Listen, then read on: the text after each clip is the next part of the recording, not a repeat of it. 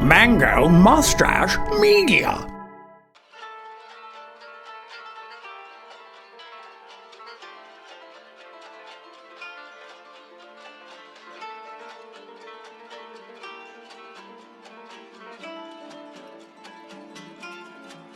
Thank you for tuning in to another episode of My Story, My Reality. I'm your host, Tony Davison. Today I am joined by a very well-renowned guest, Dr. Lori Sundberg. Lori is the current and first female president of Kirkwood Community College. She is a first-generation grad student with a doctorate in business administration. Lori, I really just kind of wanted to first get into, I know you have a podcast class. Is this your first time being on a podcast, or what's going on with that? Is this the first time? Well, first of all, that was a great intro, Tony. Thank you. And secondly, no, this is not my first time to do a podcast. I have done, a handful of them, maybe about a dozen, maybe as a guest. And I really enjoy them. And I was talking to Tara, and she had said she was doing this podcast class, and I am doing YouTube. Oh. Yeah, I wanted to learn how to do YouTube. And so we were kind of talking about that, and that's how this all came about. That's what the genesis of this idea. So thanks to Tara for doing that, and she got me hooked up with you for today, and it's going to be a great discussion. So it's not very often when the guest has more podcast experience than the host, but it happens sometimes. Yeah, it does. So really, we're just kind of wanting to learn about you, about just your trials and tribulations, just kind of like what your life has been like, and just really get your story. And I don't know, can you kind of take us back to before you were the president, the first female president of Kirkwood, just kind of a time when you really were pushing forward and you kind of knew that you wanted to be in a position of leadership, I guess. Sure. So I can actually take you all the way back, which I don't know that if you know my story or not, but I did not go to college for this initially. So both my parents, neither one had graduated from college. In fact, neither one of my parents graduated from high school.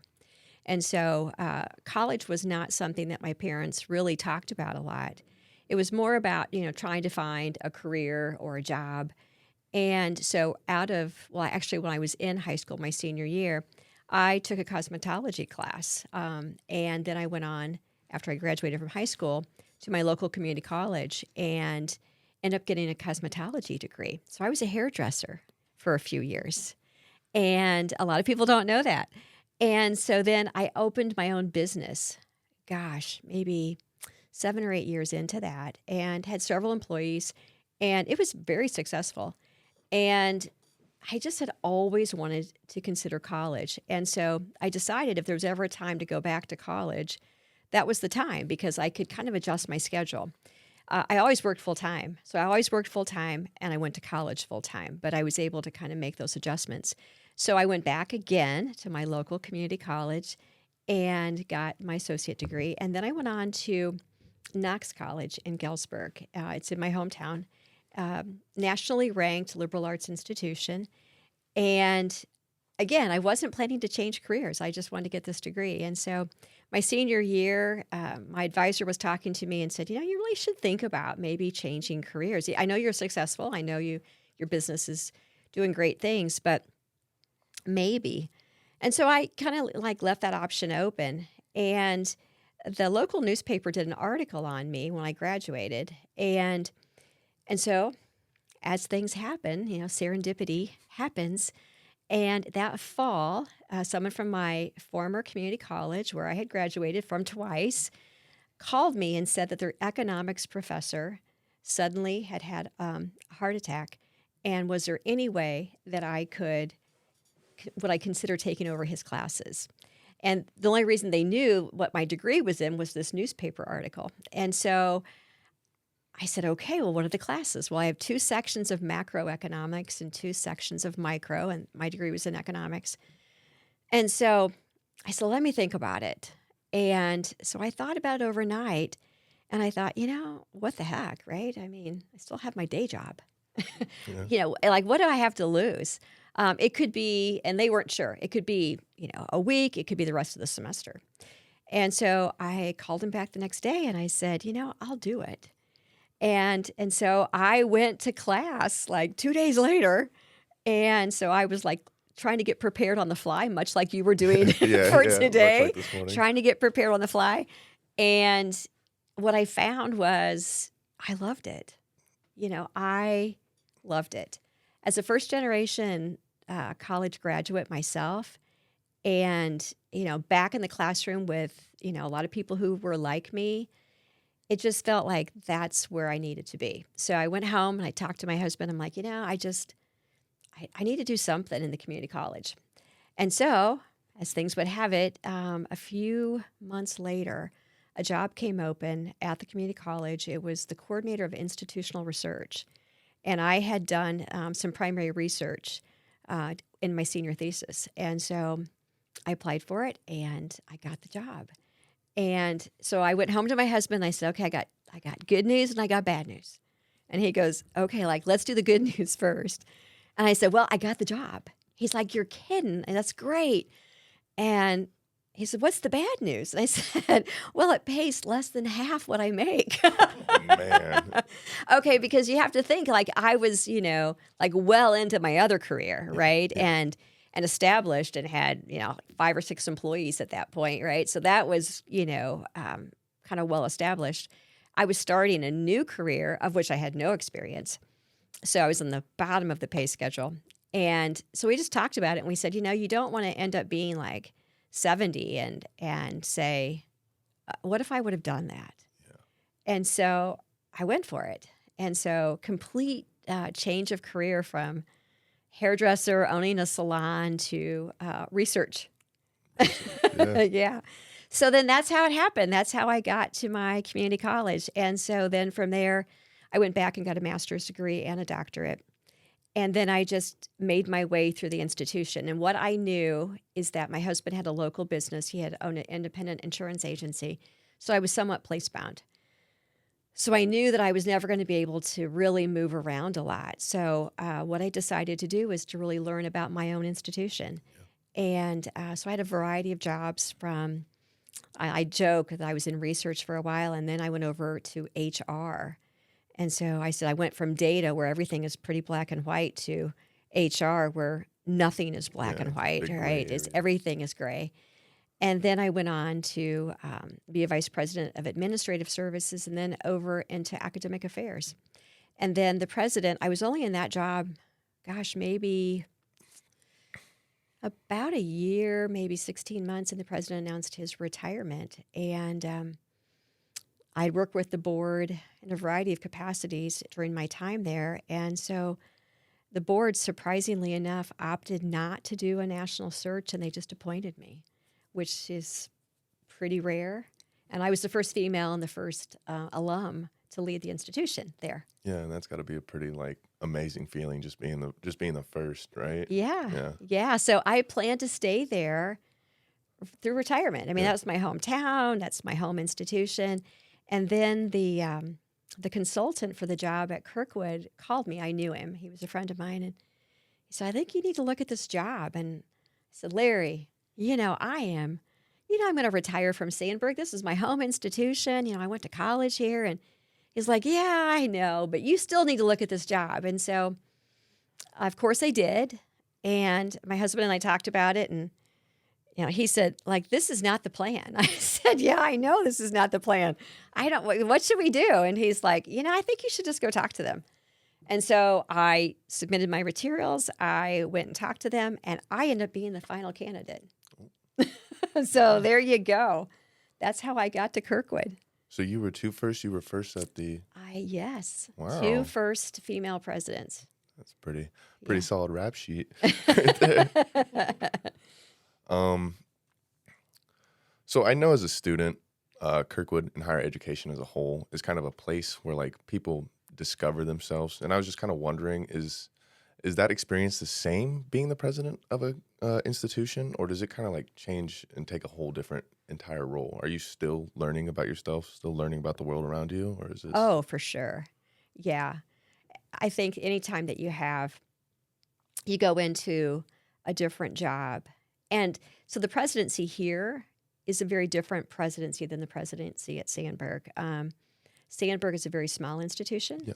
And so I would know employees, I would know their families, I would know the names of their kids. I knew, a lot of students by their first name. At Kirkwood, we're so large that that's just not the same. So it's a very different job. And that's one of the things that intrigued me about it was, would I like it and could I do it? Very, very different job. And I think that that's the thing for me. I like learning, and I like growing as a person. And that's what happens when you stretch yourself, kind of like today. Yeah, kind of like right? When you agree to do things that are way outside your comfort zone, like that's where the growth happens. Yeah. So, yeah. So just kind of wanted to talk about a not so fun topic, I guess. We're going to go back to the year 2020. Okay. Of course, the pandemic. And on top of the pandemic for you, we also had to deal with the back end of August was the derecho that came through Cedar Rapids. Right. And I was just really kind of wondering, like, I know during the pandemic myself, and probably like the rest of the population, it was filled with screen time and overindulging in junk food. I was just kind of wondering, like, what the pandemic looked like for you, being in a leadership role. Yeah, the pandemic was really a difficult time. And I would say primarily because of the uncertainty. Like, initially I thought, oh, this will be done by summer. Like, we'll be back for fall. And then as we, got into summer, I'm like, oh, this is not going to be done by fall.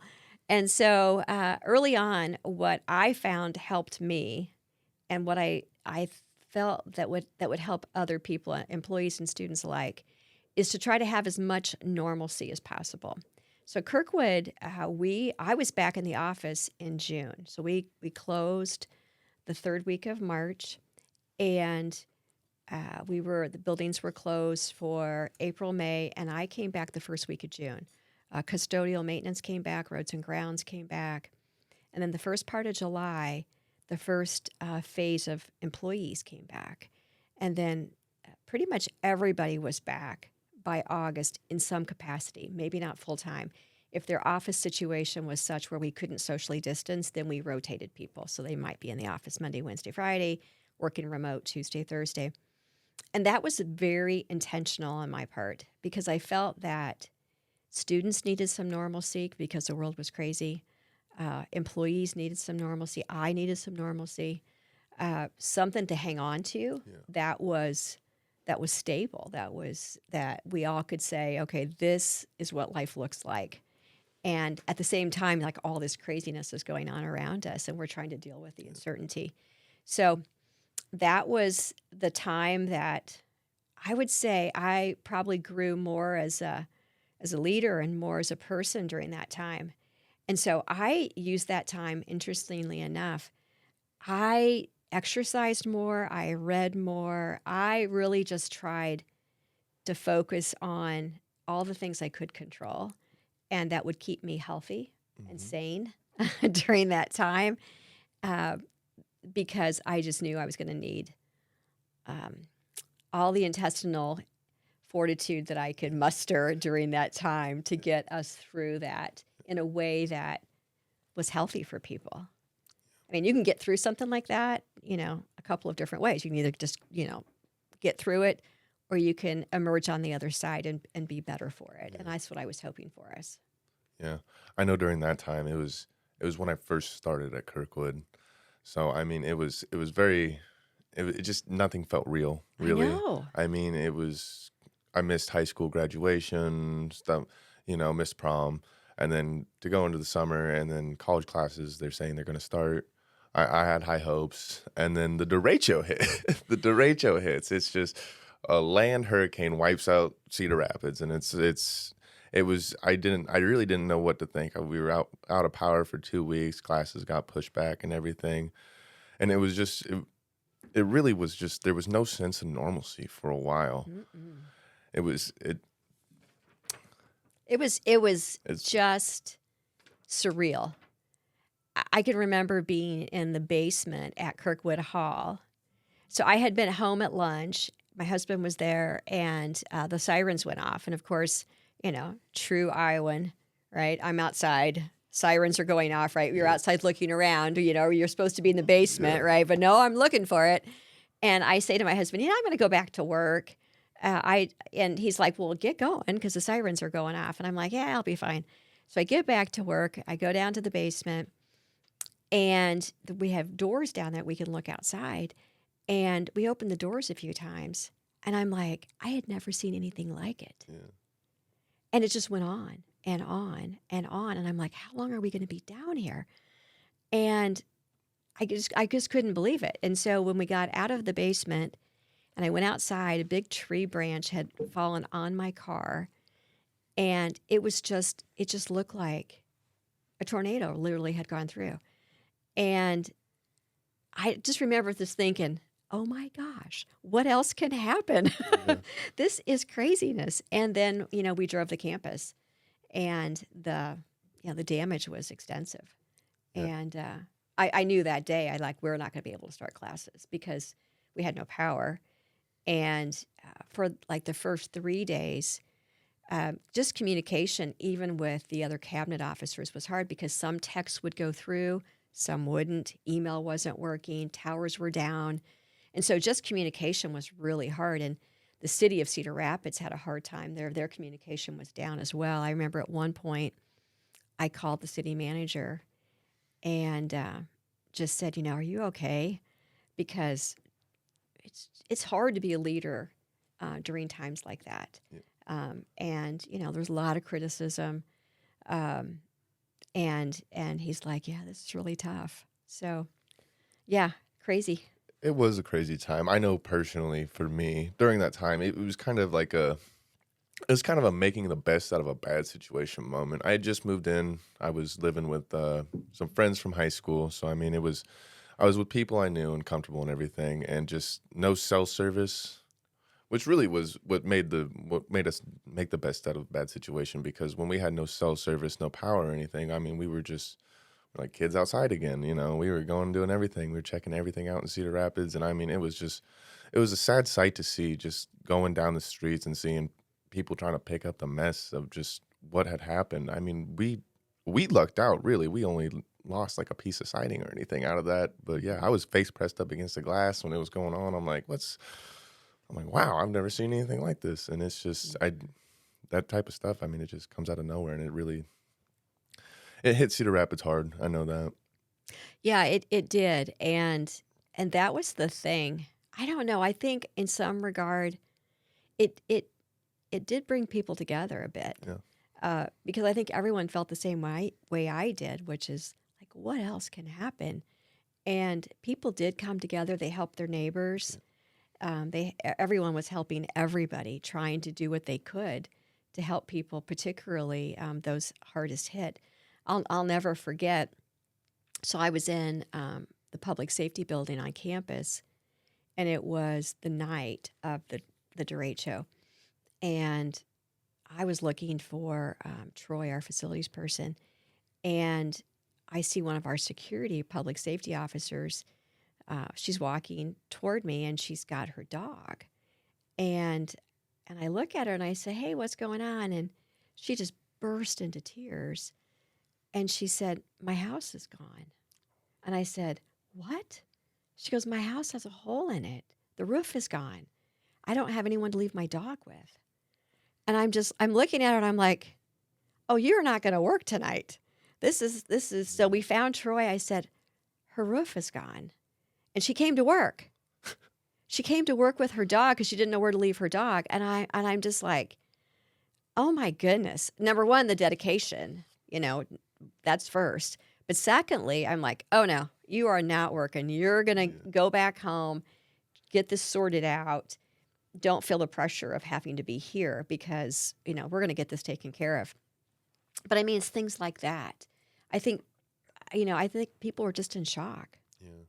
Did you have to handle a lot of that consoling? Was there a lot of having to console people during the derecho? Yeah, there was because it was different for different people. Some people, I mean, there were some people that didn't have power for 6 weeks, and some people lost their homes. I mean, employees lost their homes. I know my CFO had extensive damage to his home, and then other people didn't have that. They had trees down, that kind of thing, and so it was just it really depended where you lived and what happened in your area in terms of the derecho. So it was just an interesting time. And I remember thinking, as people were helping people, that what a good thing that was. At the same time, we were in the midst of COVID, and I'm just like, Yeah. we're going to have a flare up of COVID. And at that point, the hospitals were kind of full. And so I was worried about like what it was going to mean for the COVID aspect of it. Yeah. Was it going to make things worse? I mean, the city as a whole really kind of just powered through that. I mean, the city in Kirkwood, I mean, being able to compare, of what school was like in 2020, what life was like in 2020 compared to now. We've come a long way. And I think we kind of handled the whole COVID and the whole derecho really well. At the time, it might have felt like it's never going to end, What else certainly are they going did. to throw at us? What else are they going to throw at us, I was almost afraid to say that for like what really might happen. I was knocking on wood. I know. It was crazy. You'll be able to tell your grandkids, Tony, someday about this. I will. It's like I survived the Spanish flu, or Yeah, it's about yeah. the equivalent of that. But thankfully, all bad things eventually come to an end. But on that same token, good things do come to an end too. And just like I'd like to talk about, I know you plan to retire. I do. I'm just kind of wondering, do you plan on staying retired, or are we kind of going to see the next Tom Brady of college administration? I don't know. I plan to be retired, but I'm trying to keep my options open as to what I'll do. I'll do something for sure. What it's going to be, I don't know. I have been so scheduled for so long. I've been a president now for 14 years, and it's like 24 hours a day, 365 days a year, and so it's all consuming. And so I want to take some time and just really be thoughtful about it. I talked about it earlier. I like to work out. I'm very committed to that. I'm a certified yoga instructor, so I may do some of that. I have a horse. I'm an equestrian, so I may want to do something with my horse. I don't know. I might want to serve on a corporate board. And I've been asked to be what I consider doing an interim presidency. Like if a college had an emergency, president was sick or ill, much like I did when I did my first teaching gig, I just kind of filled in for a short period of time to help out an institution. So I don't know yet. I'm just trying to keep my options open. I do think there's a book inside of me too. It's interesting to be the first of anything, I think, whether it be the first female or the first alum. Because there's just a whole lot of pressure on someone when you're the first, and particularly when you're the first woman, because everyone's trying to decide, is she going to be able to do it or not, and how am I going to interact with her? Is she going to be different? And so I spend a good amount of time, trying to make sure that people feel comfortable, because that's part of it for them to feel comfortable, and that I'm not any different than any other leader. And it also carries a lot of responsibility because I don't want to mess up, right? Because I'm the first. And so I want to make sure that I leave a good legacy for that. So it's interesting dynamic. It's really awesome to be the first.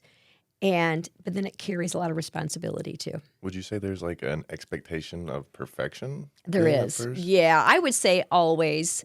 And this may be getting a little bit better, but I would say always that women have been held to a little bit higher standard than men. And I don't know that it's always intentional, but it does happen. And I had a board member at my other institution, and he's a really good friend of mine even still. And he had kind of watched my career. And anytime there was a job to do at my former institution, that nobody else wanted, I would say, okay, I'll do it. Like whether it be an accreditation chair or, they asked me to be the chief negotiator for management with our union, which is a gig nobody wants, and so I did that. And so when it came time to replace the president, and they were talking about doing a national search, and this gentleman which I think most people always assumed he was kind of a male chauvinist. I knew that he wasn't, but he kind of came off that way. Said, she's taken every crappy job we have here, and she's done it.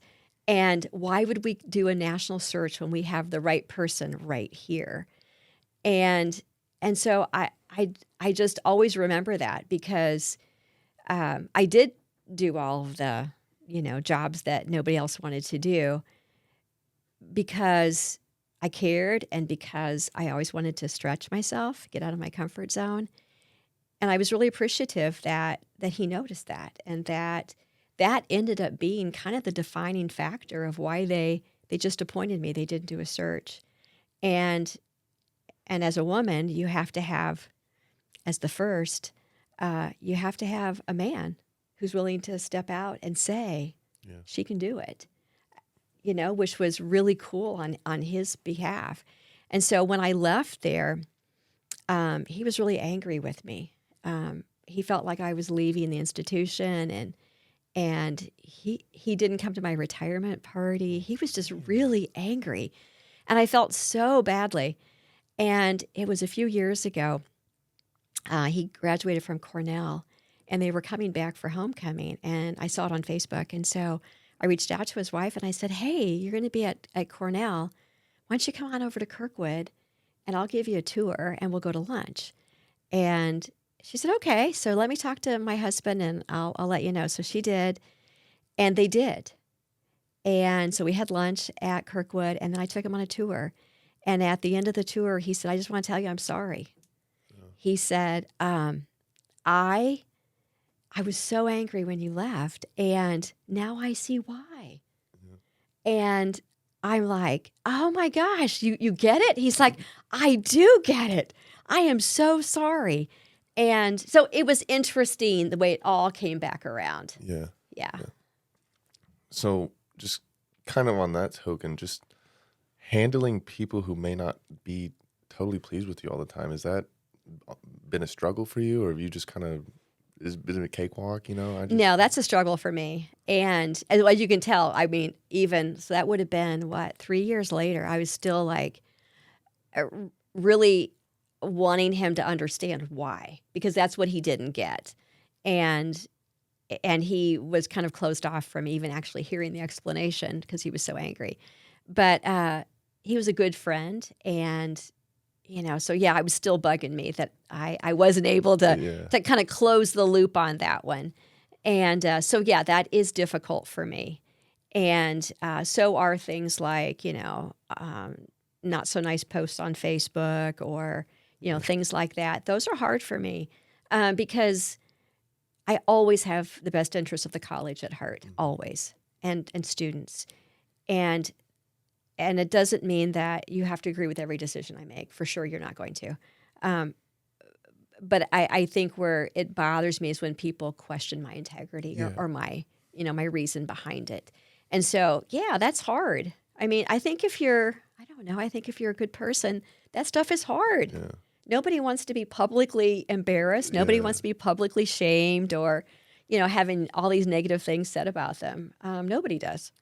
That's one of the things I feel like leadership role kind of comes with, is just no matter what decision you make, what justification you have for it, at the end of the day, somebody's always going to be mad at you at the end. Like, at the end of the day, somebody's always mad. You're not going to please everyone, and I mean, yeah.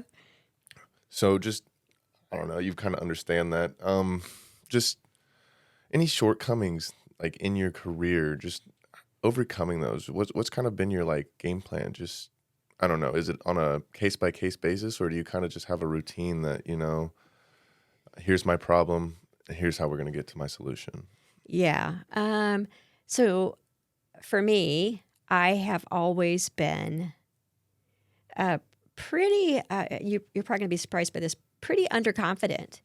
And so getting out of my comfort zone was really important. And that's how you grow. Yeah. And so I would say to everybody, people say, you know, like, what's your best advice? And my best advice always is, if an opportunity shows up, take it, even if you're not ready. Yeah. And because you're going to learn something. I mean, you might fail for sure, and that's okay, because that's how you learn too. But if you want to grow as a person and you really want to live the one life that you've been given, you have to do it. You have to take those chances, and they're uncomfortable. And but I think when you get to the other side of them, you're like, wow, I did it. And then that gives you the confidence then to keep going and to take bigger risk. And so that's always my advice to students is don't play it safe. Yeah. So would you say that taking the role of presidency at Kirkwood and I don't know, would you say that that's kind of your biggest jump, your biggest leap, your oh yeah, your scariest experience? I don't know if you possibly, maybe there's something else. Oh, like, yeah. No, that was fought a shark or something. Yeah. that was my biggest one, I think, career-wise, for sure. I remember talking to a colleague of mine at Sundberg, and I said, I don't know, do you think I can do it? And she's like, oh, Lori, of course you can do it. But see, she felt it, but I didn't. And so when I came over and did the interview, at the end of the second day of the finalists, my husband said to me, you know, if they offer this job to you and you don't take it, like, you're crazy. This job's meant for you. And I still didn't see it. But I took the job on faith because I thought it was a challenge. And I thought that if I could do it, I could bring something that Kirkwood needed at the time. And I'm very structured and I'm very data driven, and Kirkwood has been kind of known as like being a maverick institution.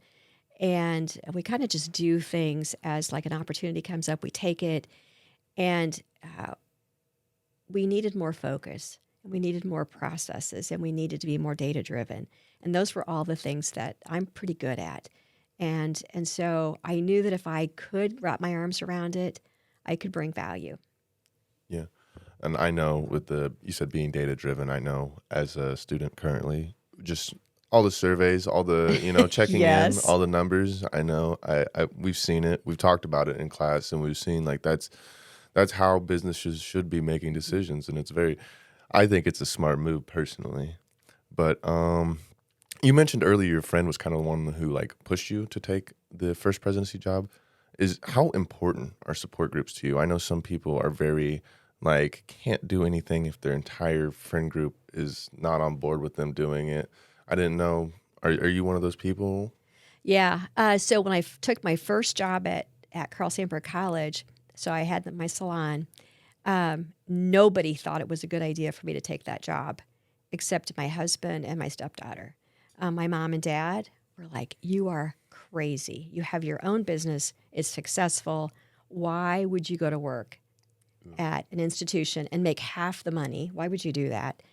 And they thought it was a terrible idea. Now, both my parents did live long enough to see me be president at Sandberg. So they finally, came to the conclusion it was a pretty good move. Yeah. Yeah. It did work itself Smart out move. in the long term.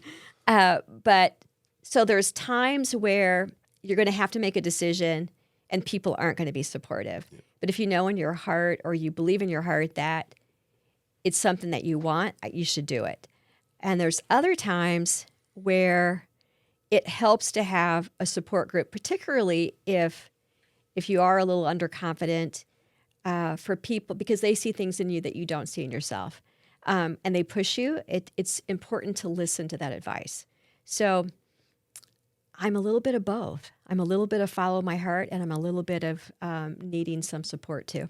So I don't know, for those people who like maybe don't have the largest support group, would you recommend more like friends, or would you recommend more like a more professional support group, just kind of like people who already hold a position, or people who, I don't know, seem to give good advice. Yeah, What would I you? would say for your career, look to your professors. Yeah. My professors all through my journey gave me confidence. I ended up getting an award at Knox, the Alumni Award.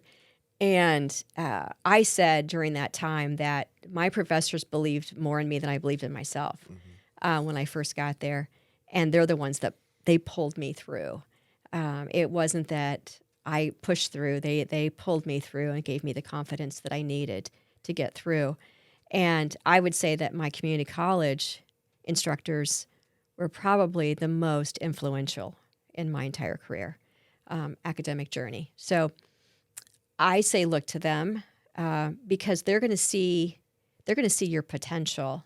A lot of times your friends, they see like who you are now, but your professors can see who you could be in the future because they know your academic potential. And so I would say look to them. Yeah, and that's one thing I've kind of discovered this year with college and everything is just kind of before when I first started, I wasn't really huge on being involved and being really. I would go to classes and that was about the bare minimum, you know. And now just kind of breaking out of the shell and just kind of getting involved, doing stuff like this, you know, meeting great professors. I mean, I think it's really helped. You can see my grades personally have improved, and it's just. I think that's a huge thing that a lot of students miss out on is just involvement. And Yeah, my stepdaughter, when she was in college, she was having some challenges, and I said, like, what's your professor's name, and what's your syllabus say? And she said, I don't know his name. She was, what's my syllabus? And I'm like, okay, we need to have a college 101 discussion here.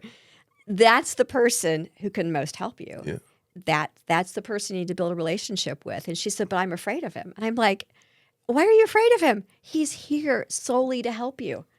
Don't be afraid. You need to reach out. And so she did. And she called me. She goes, God, it worked. And I said, yes, I know. I'm in the business. It does work. And it's just interesting. I think from high school, you get this perception about that the teachers are kind of different from you and that they're apart from you. And when you get into college, I mean, they are there walking alongside you, and they want you to be successful, and they want to help you get to the next level. And so it's just a different relationship. And so we know that the more students are involved in clubs, organizations, with their faculty, we know that they're much more engaged and much more successful. So I would say, other students, get involved. Whatever club it is, whatever organization it is, get involved because you're going to find that you build a network. And those are the same professors who are going to write you letters of recommendation. Yeah. Just like Tony, like after today, like you could ask me to write a letter of recommendation for you. That's a pretty good letter. It's a pretty good letter of recommendation. Good letter. But that's how it works. And because now I have a relationship with you and I know that your commitment. Yeah. And so I can speak to that. Yeah. And so that's what this is all about. I mean, take advantage of college while you're there. It's just kind of one of those snowball things, once you first start out with something, it just kind of, you get next thing and then next thing and then next thing, and that's, I've really enjoyed the experience way more ever since I started being more involved. So that it's definitely something I would recommend to newer students that maybe be struggling with college. It's something that you may not have the time. I know work schedules and everything. You may not have the time and everything, but I think making an effort to just at least do one thing, be involved with your school one way, will really help academics, help mood, just create new relationships, and I think that's what college is all about. Yeah, I remember a professor I had at Knox. So at Knox, it's a small private liberal arts, and so they would give faculty money to be able to have students like have a pizza party or something. And it was all about trying to create that relationship between the professor and the students. And so I remember we went to her house. She had us to her house, and we had pizza. And I can just remember, I was first generation. I can remember thinking, and she's like this Spanish instructor and doctorate and just so smart. and a single woman living on her own. And I can remember just thinking, man, she is just really cool. Yeah. And that made a difference for me. And I mean, that's the whole point of that. It was the whole point is that you were able to see your professors in their real life. And if you were first gen or low income or a student of color, you know, you could see someone and you could go, oh, I could do that. Yeah. I see myself like that. But until you have those relationships, a lot of times you don't see yourself being able to do that. So would you say when you started college, you were just outgoing, or was it kind of like, I know me, I was shy and everything, you know? Yeah. Did you have somebody that was kind of your big motivator, your big push you off into the water and let you swim kind of person? Yeah, no. So no, I'm an introvert. I know you probably find that hard to believe, but I like to say I'm a learned extrovert. So no, I'm an introvert, so I'm fairly shy. And I wanted to go back to college, but again, even early on, my husband ended up becoming my biggest supporter. But early on, he was kind of like my mom and dad. He's like, I don't know why you're doing this. I mean, you got a successful business. Like, why are you putting yourself through this? And so he wasn't even all that supportive early on. But then as time passed and he could see how much I enjoyed it, and obviously as it led to other things, he has become my biggest cheerleader. So sometimes you're going to have to do things that maybe not everybody's going to support, but they'll come along. I mean, today, if you talk to my husband, he'd be like, oh, yeah. You know, like I was like right behind her from the very beginning. And I'd be like, oh, no, not really. I was there. I was the rock. I was right there, you know, and I'm like, yeah, not so much. Oh. But yeah, Lori, I think that's really all I have for you. Okay, we've covered the waterfront. We've covered a lot. I'd just like to thank you for joining us. I'd definitely like to thank Mango Mustache Media for holding this. This has been a wonderful experience. I'd like to thank Tara Allen, my professor, for setting this all up essentially for us. And I'd like to thank you, the viewer. Without you, it's not possible. Yeah, this has been completely awesome. So Tara, many thanks. Thanks to all of you here today. It's been awesome. Thank you to you, Tony. I know, like this is like a lot to take this on your first time, but it's been a terrific experience. We have covered the waterfront of things, and I am confident you're going to do great things. And I will write a letter of recommendation for you. It's very fun. I hope this isn't the last time I do this. I had a blast. Yeah, I did too. Okay. Thanks. Thank you.